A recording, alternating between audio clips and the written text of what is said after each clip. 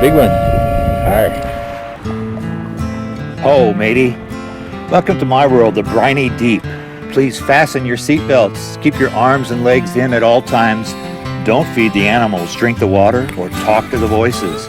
Enjoy the ride. I wanted to view the planet from the ocean looking back towards shore, to be out there where the sun sets and rises, to go beyond the breaking waves. Soon, the nearest land will be miles below. But first, the magical, mind-boggling, excruciating metamorphosis requires completion. 6 months in Seattle, and now 3 months in Astoria, Oregon, as a caterpillar underground in a cocoon needs to fully emerge, our time is near. The most dangerous risk of all is spending your life not doing what you want, on the bet you can buy yourself the freedom to do it later. I was not waiting till I retired. The freedom, through much loss, had presented itself to me now.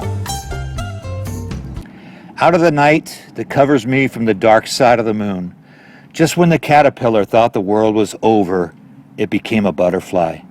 Aulani Aloha, both my vessel and me were emerging. I felt the feeling of a creepy, crawling existence who had gone underground and spun its own cocoon in hope of flying on the high seas. Skookum is a legendary sea monster rooted in the orca, what I call the nuclear submarine for the marine mammal water world. I'd become intertwined with a 48-foot Skookum sailing vessel. It seemed we had both been gutted, stripped, neglected, held at bay in protected waters, and dockside way too long. I knew the undertaking would either be my coffin or cradle into a new beginning. A metamorphosis, one's former self is digested to become an appearance, function, circumstances, and lifestyle, something different, yet retaining the essence of one's being. An alchemy, as in a magical, mysterious alteration to continue on in life, awakened and transformed. I knew I'd be seeing lots of blue ocean and sky. Hence, inside the vessel, I wanted my house to be like a tree house or jungle hut. I used lots of teak, bamboo, various woods, and earthy tones to have some feeling inside of dry land. I was engaged in my personal art project inside and out. It was therapy to get some confidence back and begin expressing myself anew.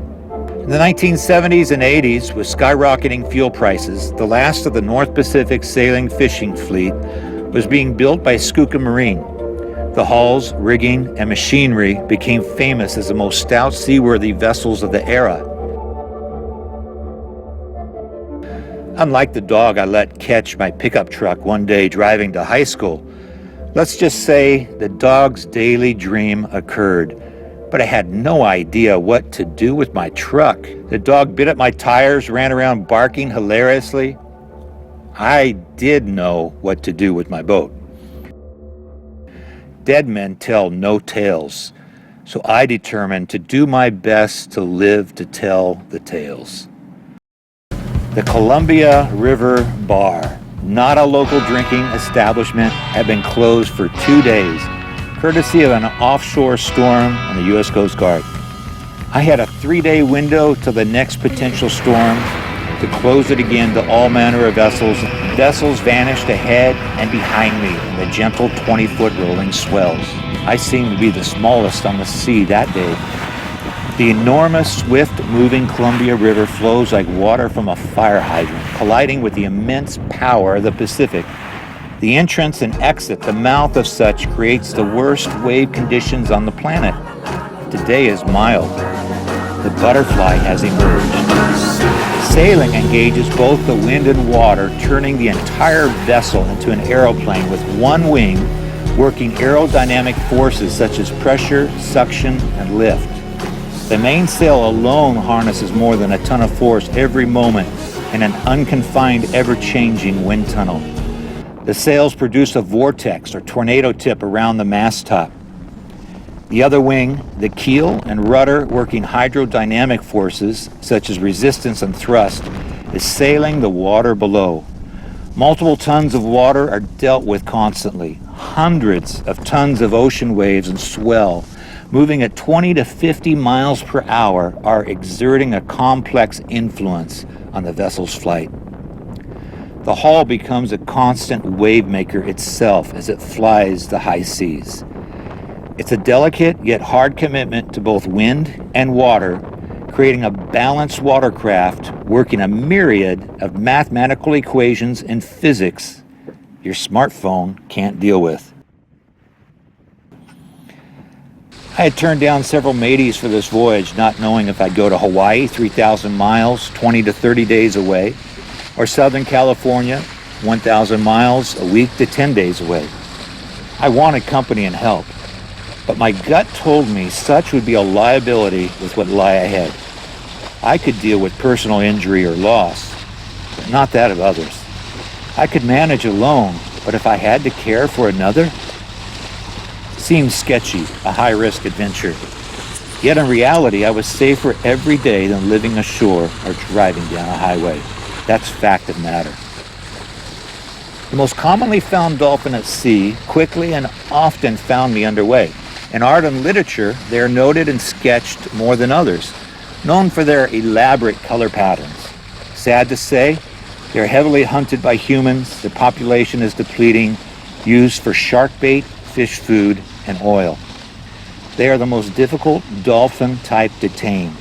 In captivity, their attitude resists human interaction. Yet in the wild, they are the friendliest of all dolphin types, interacting with a host of diverse marine mammals and humans. They are called the common dolphins. There are times in life when being alone is likely to find yourself in places no one has been before. Oh, blue herons. Awesome. And some birds migrating. I have no idea. They were so high up and you could just see the glistening little trace of their formation. Going south, same way I'm going. So right now making 6.5 knots. Steady, about 200 degrees. A little west and south. You can see the setting sun over there. As soon as the sun sets, I'll be able to see Hokulea, which is my zenith star. It'll point the way to Hawaii. So anyways, over there, you have the Oregon coast, Mount Shasta, and I'm too tired to feed up and toss to and fro.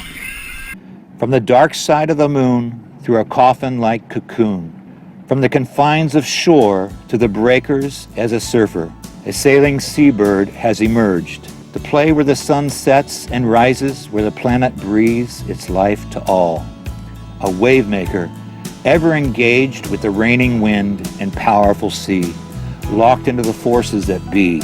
Truly, this is the place between worlds. We're sailing in a strange boat, heading for a strange shore.